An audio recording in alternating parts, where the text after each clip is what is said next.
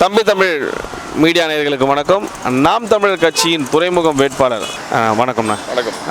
திரு ஷெரீப் அவர்கள் யார் மக்களுக்கு சொல்லிடுங்க. வணக்கம் எல்லாருக்குமே. நான் உங்களோட துறைமுகம் தொகுதியோட வேட்பாளர் நாம் தமிழர் கட்சி சார்பாக நிற்கிறேன், இங்கே போட்டிடுக்கிறேன்.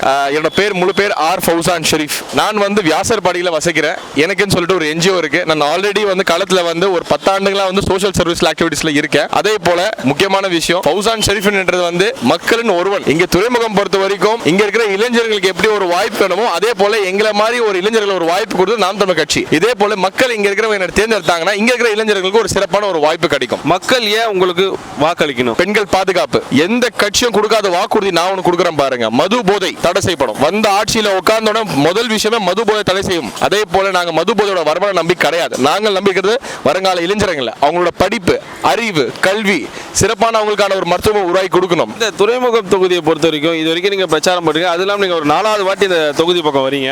4 முறை போட்டிட்டு இருக்கீங்க. பெரிய பிரச்சனை சொல்றதோட காமனான ஒரு பேசிக் பிரச்சனை சொல்ற பாருங்க. எந்த வீடுலயும் சிறப்பான குடிநீர் வசதியே கிடையாது.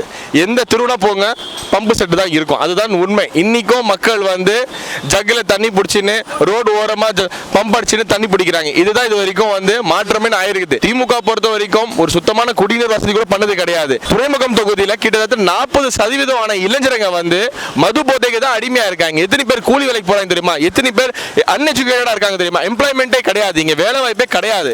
ஏன் இல்ல? போதைப் பொருட்கள் இருக்கிற வரைக்கும் எந்த நாட்டிலும் எந்த இளைஞரும் வளரவே முடியாது. இது சாத்தியமே இல்ல. நீங்கள் ஒரு சிறப்பான ஒரு தொகுதி உருவாக்கணும்னா அங்க இருக்க இளைஞர்களுக்கு சிறப்பான ஒரு வாய்ப்பு கொடுக்கணும். அவங்களுக்கு தேவை கல்வி, அறிவு. அவங்களுக்கு நீங்க ஸ்போர்ட்ஸ் சரிங்கன்னா அதுல முக்கியத்துவம் இருக்கிறதுல இப்போ ஃபுட்பால்னு ஒரு ஸ்போர்ட் இருக்கு. எங்கே முக்கியத்துவம் கொடுத்துருக்காங்க சொல்லுங்க? காசு மட்டும் ஒதுக்குனா போதுமா? அதுலயும் பாலிடிக்ஸ் ஏகப்பட்ட விஷயங்கள் இருக்கு. துறைமுகம் தொகுதி பொறுத்த வரைக்கும் மாற்றம் என்பது இளைஞர்களால் மட்டும்தான் மாற்ற முடியும். இங்க சில இருக்கிறதுல கேடகட்டது ரொம்ப முக்கியமான விஷயம் பார்த்தீங்கன்னா குடிக்கிற தண்ணி வசதி கிடையாது. அதுதான் உண்மை. அது நான் சொல்றது நீங்களே நேரடியாக இங்க பாருங்க. துறைமுகம் தொகுதி பொறுத்த வரைக்கும் 4வது முறை உங்களை போய் நேரடியாக சந்திக்கிறேன். லேடிஸ் இங்க இருக்கிற லேடிஸ் அவங்க எங்கிட்ட சந்திக்கும் போது நான் அவங்கள்ட்ட வாக்குரிமை கேட்கும் போது எனக்கு ஒரு வாய்ப்பு கொடுக்குன்னு கேட்கும்போது அவங்க என்ன கோரிக்கை வைக்கிறாங்கன்னா இங்க ஏகப்பட்ட மக்கள் வசிக்கிற மக்கள் பாத்தீங்கன்னா தமிழ்காரங்க ரோட் சைடுல தான் கடை போட்டு வச்சிருக்காங்க.